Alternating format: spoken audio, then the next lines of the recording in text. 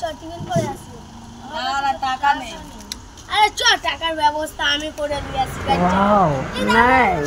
এখানে কাকুটা টাকা বলতে দাঁড়া আমি টাকার ব্যবস্থা করে দিচ্ছি।